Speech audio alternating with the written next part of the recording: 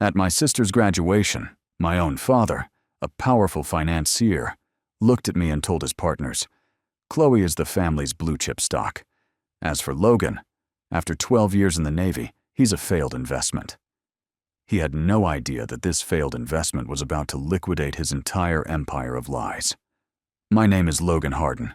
I am 30 years old, and for 12 of those years, I've been an officer in the United States Navy. Not just any officer, a Navy SEAL. I've conducted operations in places that don't exist on maps. I've eliminated threats that would keep most people awake at night. I've saved lives that will never know my name. But on this particular day, standing in the shade of an old oak tree at Georgetown University, I was just a ghost at my own sister's celebration. Comment, justice, and subscribe if you've ever been the black sheep at a family gathering. This is the story of how a failed investment brought down a Wall Street titan. The late May sun over Washington, D.C. cast a honey gold glow across the immaculate lawns of Georgetown University. The kind of perfect postcard day that politicians put in their campaign ads. The kind of day that costs $50,000 to rent, plus catering. Everywhere I looked, there were signs of obscene wealth. Women dripping in diamonds and Hermes scarves. Men in suits that cost more than a junior enlisted sailor makes in a year. Waiters in white jackets circulating with silver trays of champagne and canapes that probably had French names I couldn't pronounce.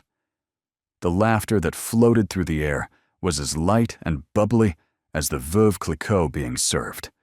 The kind of laughter that comes easily when you've never worried about money, never worried about anything except which country club to join. But for me, everything was cold, flat, gray. I stood alone near the massive oak tree, its branches spreading like a canopy over a small patch of shade.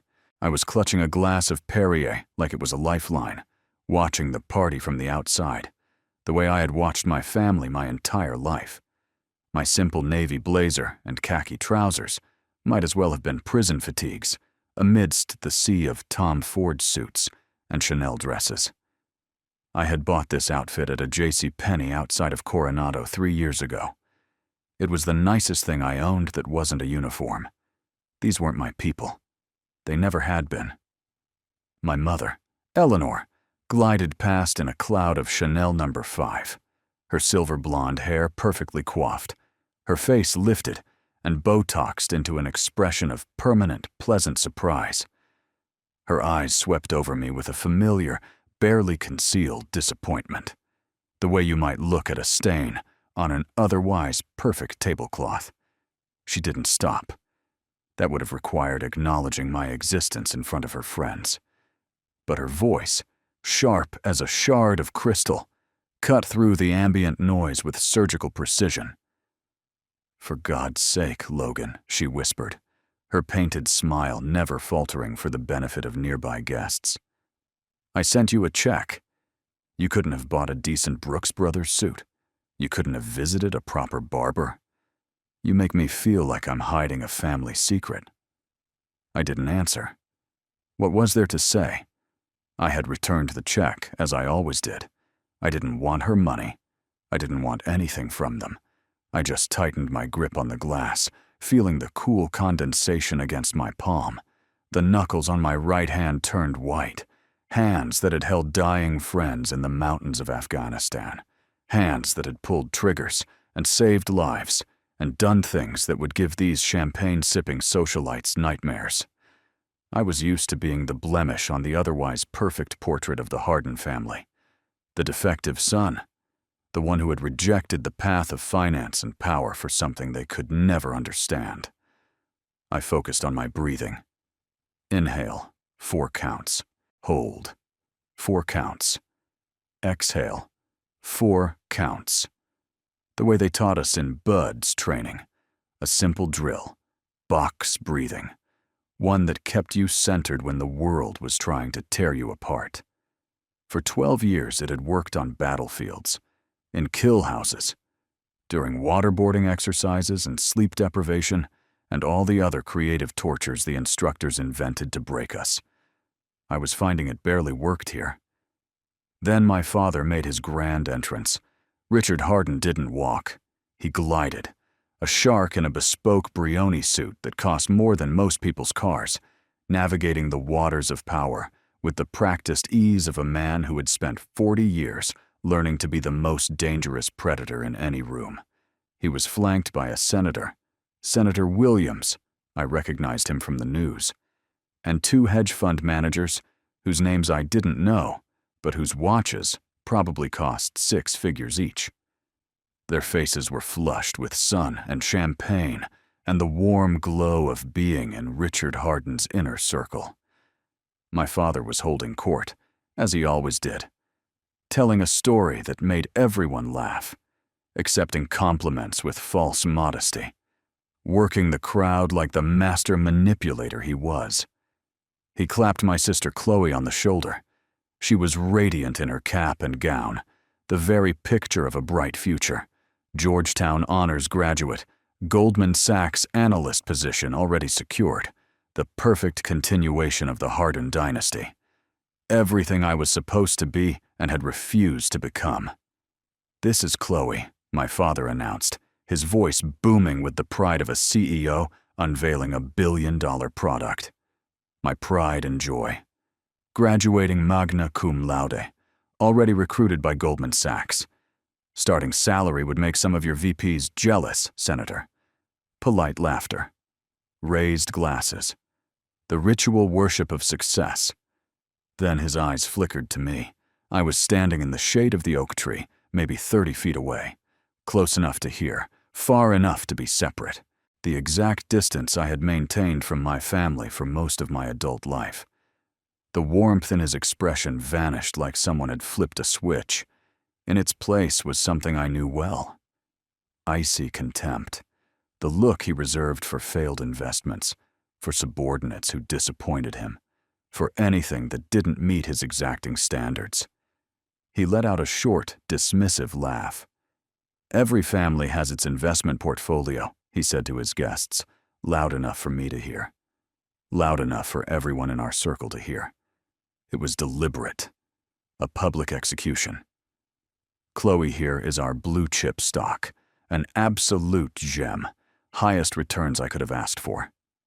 He paused, gesturing vaguely in my direction with his champagne flute, as if pointing out an unfortunate stain on the lawn, or a dog that had wandered into the party uninvited. "And Logan?" He shrugged, a theatrical gesture of indifference that he had perfected over years of boardroom performances. After 12 years in the Navy, he's a failed investment, a total loss. I should have cut my losses years ago. The laughter that followed was strained, uncomfortable. Even these people, these sharks in suits, knew that was cruel. But it was still laughter, still validation, still permission for the great Richard Harden to treat his own son like garbage. The words hit me like a physical blow, a fist to the gut that knocked all the air out of my lungs. Failed investment. Total loss. As if 12 years of service, of sacrifice, of missions that would never be acknowledged could be reduced to a line item on a balance sheet. My training kicked in. My face remained a mask, impassive, unreadable. A blank slate forged in the hell of Bud's training, hardened in combat, perfected through years of operating in environments where showing emotion meant getting people killed. I locked my eyes on the distant spire of Healy Hall, focusing on a single point, a sniper trick to steady the world when it starts to spin, and that's when the world truly started to spin. It began as a low hum, a distant thrumming that was easy to mistake for traffic on M Street. But it grew and grew until it became a deafening roar that ripped through the polite chatter like a chainsaw through silk. The classical music from the string quartet screeched to a halt. Heads turned, searching the perfect blue sky for the source of the apocalyptic noise. A gray MH-60S Seahawk helicopter, a Navy bird of prey, descended from the heavens like the wrath of God. It was a brutal mechanical beast invading this garden of refined power. The downdraft from its rotors whipped across the lawn like a miniature hurricane, sending graduation caps flying, flipping over cocktail tables, and making a woman in a designer hat shriek as she clamped it to her head with both hands. People scattered, their expensive shoes sinking into the soft grass as they ran for cover. Champagne glasses shattered. Someone screamed. With the precise grace of a predator, the helicopter touched down on the main lawn, its wheels crushing the meticulously maintained grass that probably cost more per square foot than most people's houses. The side door slid open. 3 operators in full combat gear jumped out, their M4 carbines held at low ready. They didn't point their weapons at anyone, but their presence was a statement. They formed a tactical triangle, securing the landing zone with the efficiency of men who had done this 1,000 times. It was a scene straight out of a Michael Bay movie, dropped into the middle of a Georgetown garden party. Then another officer emerged, Captain Mark Dalton. My commanding officer, a man I had followed into hell more times than I could count. He ignored the chaos, his boots striding purposefully across the grass, straight toward me. In front of my stunned family and hundreds of gawking guests, he snapped to attention and delivered a salute so sharp it could cut glass. "Commander Hardin," he said, his voice clear and strong over the winding down engines. "We need you." My father's jaw dropped. The champagne flute slipped from his fingers and shattered on the ground. "Commander?" he stammered, the word foreign and unbelievable on his tongue. "What the hell is—" Dalton's voice boomed, cutting him off like he was an irrelevant civilian, which, to Dalton, he was. Lieutenant Commander Logan Hardin, Naval Special Warfare Command, is required for immediate operational briefing. He turned, handing the university's dean a sealed official-looking envelope. "Apologies for the disruption, sir. National security matter." Then Dalton leaned in close to my ear, his voice dropping to an urgent whisper that only I could hear. "This is bad, Commander. Murch Holdings. Your name is on a contract for equipment we never received. You're being set up. We need to move." Now, I gave him a single sharp nod. The initial shock was already crystallizing into something else, something cold and hard and familiar. Resolve. I turned my back on the frozen tableau of my family. I didn't look at my father's ashen face. I didn't acknowledge my mother's horror. I didn't say goodbye to my sister. I walked toward the waiting helicopter, each step steady and sure. The downdraft whipped at my blazer. The noise was deafening. And for the first time that day, I felt like myself. I was leaving their world behind and stepping back into mine. A new war had just begun. The roar of the Seahawks' engines faded as we banked over the Potomac River, the glittering monuments of Washington, D.C., shrinking below us like toys in a diorama. Murch Holdings. My name on a fraudulent contract. Equipment that was never delivered to the teams. Someone had forged my signature on military procurement documents. Documents worth millions of dollars. And I had a pretty good idea who. As the helicopter carved a path toward the Washington Navy Yard, my mind slipped backward, pulling me into the memories I usually kept locked away. The moments that had built the map of my family's disappointment. I remember one Christmas Eve in our sprawling Bethesda mansion. The Fraser fir tree stood sentinel in the living room, touching the cathedral ceiling, dripping with hand-blown glass ornaments from Germany, and shimmering lights that probably cost more than most people's cars. A scene of perfect, magazine-worthy affluence. My sister Chloe, 17 at the time, let out a squeal of delight as she tore open her gift, the keys to a brand-new metallic blue BMW 3 Series. My father beamed, placing a hand on her shoulder. "An investment in your future at Georgetown, sweetheart. You've earned it." My gift was next. I was 18. My acceptance letter to the Naval Academy was still fresh, still exciting to me. I had earned my spot through 4 years of perfect grades, varsity athletics, and a congressional nomination that I had secured entirely on my own. My father handed me a simple cream-colored envelope from his breast pocket. Inside was a check for $500. My mother, Eleanor, leaned in, her smile as brittle as the ornaments on the tree. "For you to buy a few things, dear. Something more appropriate. They'll teach you how to march at that school. But I do hope you won't forget how to dress like a Hardin." The message was clear. Chloe's BMW was an investment in the future of the family. My check was a consolation prize, a polite acknowledgement of a decision they found embarrassing. Their love wasn't a gift, it was a transaction, and I had made a bad trade. I poured everything into proving them wrong. I graduated from Annapolis in the top 5% of my class. I volunteered for BUD/S, Basic Underwater Demolition JASC training, the most grueling military selection process in the world. 6 months of hell. Cold water, no sleep. Constant physical and psychological punishment designed to break everyone who attempts it.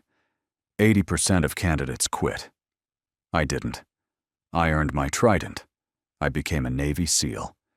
I deployed to war zones that most Americans only see on the news. I led men in combat, made life and death decisions under fire, lost friends to enemies whose names I would never know. And every Christmas, every Thanksgiving, every family gathering I managed to attend between deployments, the response was the same. A polite nod, a change of subject, a pivot back to Chloe's latest achievement. I could save the world 100 times over, and to them, I would still be the son who refused to join the family business, the failed investment. The investigation moved fast. Captain Dalton had assembled a small team, people we trusted absolutely, men who had operated with me in places that didn't exist, on missions that would never be acknowledged. We set up in a secure briefing room at the Navy Yard, surrounded by whiteboards and laptops and the accumulated evidence of my father's crimes. Within 48 hours, we had traced the fraudulent contracts back to their source. Murch Holdings was a shell company. On paper, it was a defense contractor supplying advanced communications equipment to naval special warfare units. It had a professional website, a headquarters address in Arlington, references from satisfied government clients. In reality, it was a ghost. No employees, no warehouse, no actual products. Just a carefully constructed fiction designed to pass the cursory review that most procurement officers gave to approved vendors, and a bank account that had received $18 million in government payments over the past 3 years. $18 million. For equipment that was never manufactured, never shipped, never delivered. Payments authorized by contracts bearing my forged signature. I stared at the documents, my forged name jumping off the page like an accusation. The signatures were good, close enough to fool a casual observer. But they weren't mine. The slant was wrong. The pressure was wrong. The little flourish on the H that I had developed in grade school was missing. Someone had studied my signature, practiced it, and used it to steal millions from the United States government. The paper trail led through a maze of offshore accounts and dummy corporations, shell companies in the Caymans, banks in Switzerland, wire transfers that bounced through a dozen countries before landing in their final destination. But at the center of the web, one name appeared again and again. Richard Hardin. My father hadn't just abandoned me emotionally. He hadn't just dismissed me as a failed investment. He had stolen my identity. He had used my security clearance, my name, my 12 years of service to his country, as a tool to commit fraud on a massive scale. The man who called me a total loss had been profiting off my existence for years. While I was in Yemen, getting shot at, watching friends die, he was sitting in his Bethesda mansion forging my signature on contracts worth millions. I sat in the secure briefing room, staring at the evidence spread across the table. Bank statements, forged signatures, email chains that proved my father knew exactly what he was doing, internal memos discussing how to maintain the Logan cover and keep the Navy asset in play. The Navy asset. That's what I was to him. Not a son. An asset to be exploited. Part of me wanted to burn it all, to make the evidence disappear, to protect the family name, even now, even after everything. Old habits die hard, and I had spent 30 years trying to earn the approval of a man who saw me as nothing more than a tool. But then I thought about the teams. I thought about the SEALs who had been promised equipment that never arrived, communications gear that was supposed to be state-of-the-art, that was supposed to keep us connected in hostile territory, that was supposed to save lives.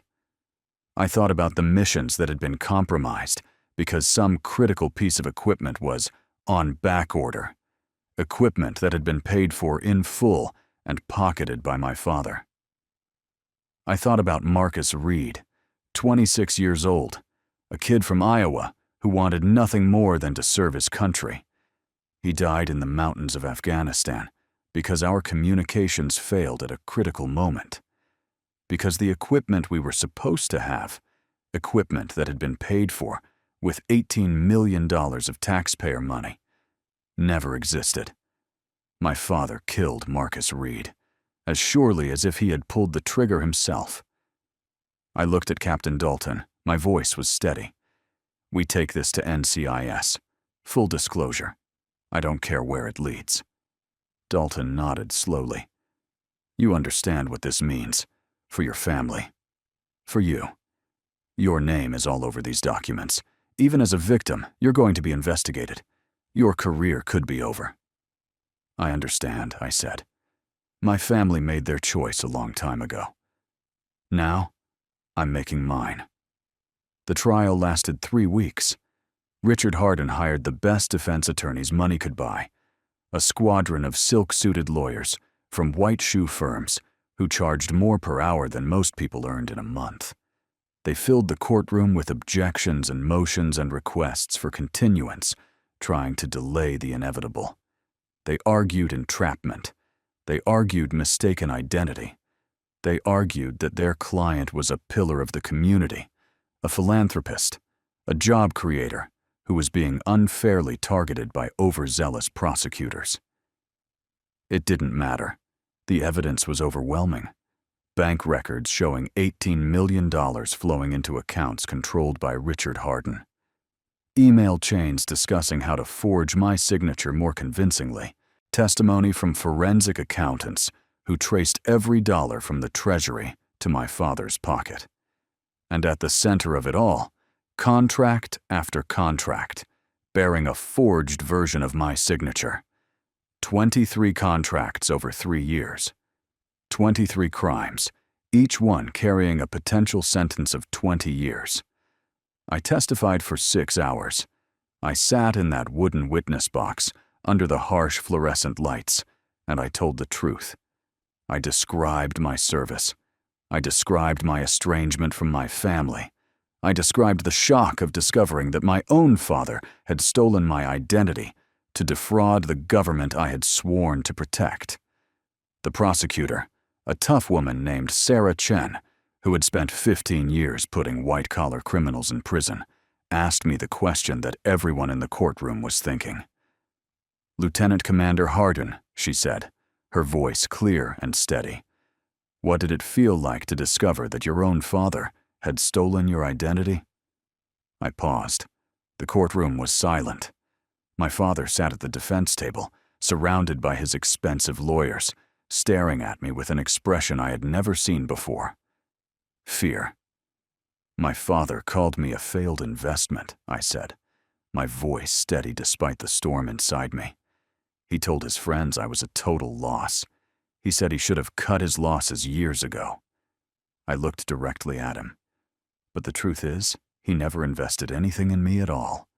Not time, not love, not attention. He just took. He took my name. He took my identity. He took my service to this country and used it to line his pockets.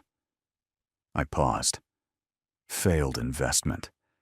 I've thought about those words a lot over the past few months, and I've realized something. An investment requires you to put something in, to contribute, to take a risk. My father never invested in me. He just stole from me. The silence in the courtroom was absolute. The jury deliberated for 4 hours. Guilty. On all counts. The judge sentenced him to 15 years in federal prison. His assets were frozen, then seized. His partners abandoned him. The phones at his firm stopped ringing. The Hardin Empire, a monument to financial wizardry, crumbled overnight. I watched the verdict from the back of the courtroom. I didn't feel triumph. I didn't feel satisfaction. I felt relief, as if a weight I hadn't even realized I was carrying had finally been lifted from my shoulders. Chloe called me 3 days later. Her voice was broken, raw with tears. "I resigned," she whispered. "Everyone at the firm looks at me like I was part of it, like I'm a criminal." I listened to her cry. There was no room for false comfort. "I know you didn't know, Chloe," I said quietly. "But ignorance isn't innocence. It's just a privilege you had that was paid for with my name." Silence, just her ragged breathing. "You have to build your own life now," I continued, "from the ground up, with your own hands. It's the only way." I ended the call. It felt cruel, but it was a necessary cruelty. The last, hardest lesson our family had to offer. You can't build a life on a foundation of someone else's lies. 6 months later, I stood in the Hall of Heroes at the Pentagon. The space was sacred, a long corridor lined with portraits of America's bravest, their faces watching from gilded frames, their sacrifices remembered in bronze plaques and glass display cases.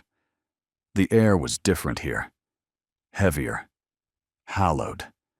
The accumulated weight of 200 years of courage and sacrifice pressing down from every direction. I stood at attention in my dress whites, the uniform I had earned through 12 years of service. Not the JCPenney blazer I had worn to my sister's graduation. This uniform meant something. Every ribbon, every pin, every crease had been earned in blood and sweat and sacrifice. The Secretary of the Navy stood before me at a polished wooden podium, reading from a citation describing a classified mission in Yemen. A mission I had been on, while my father was sitting in his Bethesda office, forging my name on fraudulent contracts, stealing millions in my name. The details in the citation were sparse, as they had to be. Most of what happened on that mountain will never be told to anyone outside of a skiff.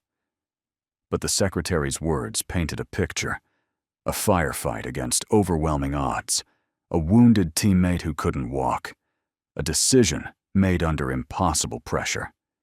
He spoke of the kilometer I had carried Petty Officer Second Class Michael Torres through enemy territory, returning fire with one hand while dragging him with the other. He spoke of the 2 enemy combatants I had killed to protect him. He spoke of the helicopter extraction under fire, the emergency surgery at Landstuhl, the full recovery that doctors had said was impossible. Michael Torres was in the audience today, standing on 2 working legs, alive. Because of a decision I made, in a moment when everything was chaos and noise and blood. As the Secretary finished reading, he took the silver star from its velvet box and pinned it to my chest. The weight of it was small, just a few ounces of silver and ribbon, but its significance was immense. Camera flashes popped like distant gunfire. Applause rippled through the Hall of Heroes, but I wasn't looking at the cameras or the dignitaries or the reporters. I was looking at my team. Dalton was there, in his dress whites, standing at attention. Angela from Intelligence, who had worked 72-hour shifts to build the case against my father. The guys from my unit, operators, who had seen me at my best and my worst, who had trusted me with their lives in places that don't exist on any map. They weren't clapping loudly. They were just standing there, smiling, proud. That meant more than any medal ever could. I was invited to the podium. I had no prepared remarks. The public affairs officer had offered to write something for me, something appropriately humble and patriotic and quotable. I had declined. I looked out at the assembled crowd, the generals, the admirals, the politicians, the families, and I spoke from the heart. I was taught, I began, my voice clear and steady, that a special operator is a quiet professional, that the greatest honor is to complete the mission with no one ever knowing your name.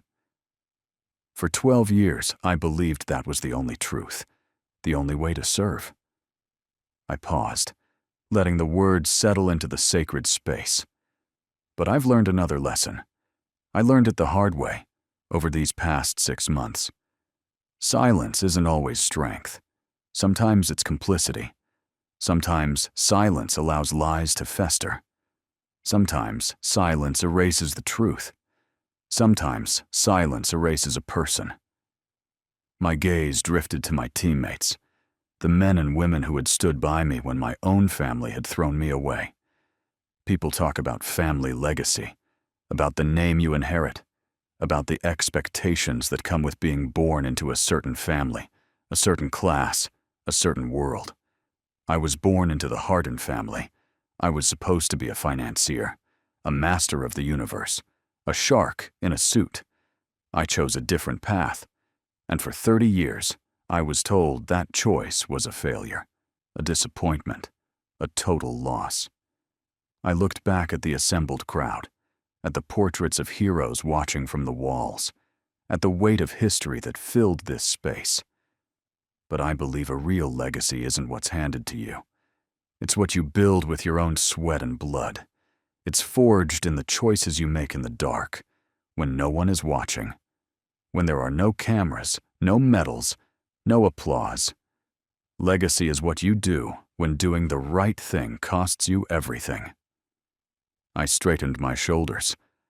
I stand here today not because I am perfect, not because I never made mistakes. I stand here because I refuse to disappear. I refused to let someone else define my worth. I refuse to accept that my value could be measured in dollars and cents and returns on investment. I took a breath. I am not the son of a financier. I am not a failed investment. I am not a total loss.